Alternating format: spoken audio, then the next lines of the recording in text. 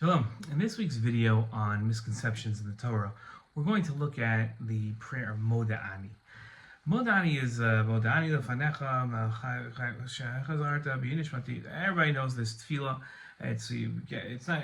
You wake up in the morning and you're supposed to say Modeh Ani. We teach this to our children, and yet it's so strange because where does this come from?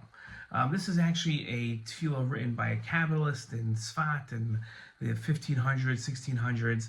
And until then, what were people doing? Were they just like getting out of bed? No. There's a Gemara and a Rambam that talk about that, where as soon as you wake up, you're supposed to say a tefillah called El Neshama, which a lot of people say in their order of brachos that they say when they get to shul or when they start davening. And this is all backwards. How did this happen?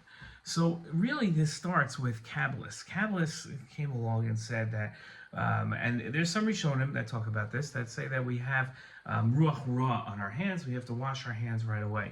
And therefore the whole order of the Gemara, where the Gemara says as soon as you wake up, you're supposed to say El Neshama. When you sit up, you're supposed to say the bracha of Matir Asurim. When you put your feet on the ground, you're supposed to say the bracha of Rokar Etzal Mayim. And then when you stand up straight, you're supposed to say the bracha of Zokef Kafufim. All of this got messed up and got put. Sometimes we just say it when we get to shul. Some people say it when they begin to daven. And what was the reason why this got changed? That people stopped saying these brachos when they happened. And the order that the Gemara lists is because Kabbalah said that you have this like ruach ra, this like spiritual impurity or evil, I don't know what, on your hands, and therefore you shouldn't say brachos until you wash your hands. So then we started bringing water to our bedside, and we started washing what a lot of people call negelvasser. They will start washing anotis yadayim at their bed.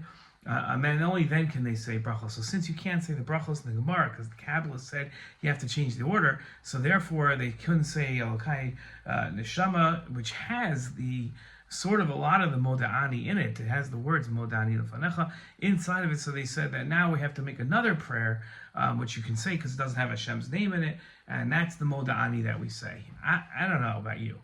This seems like a huge misconception, and it seems like if I can be so bold as to say a mistake, and that the best thing we should do when we wake up in the morning is say Elokai Neshama.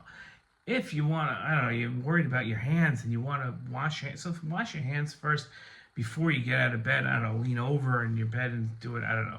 But it seems to me this thing is made up a couple hundred years ago, and the best thing to do is to do what the Gemara says, which is say Elokai Neshama when you wake up. I don't know why we wouldn't do what the Gemara says.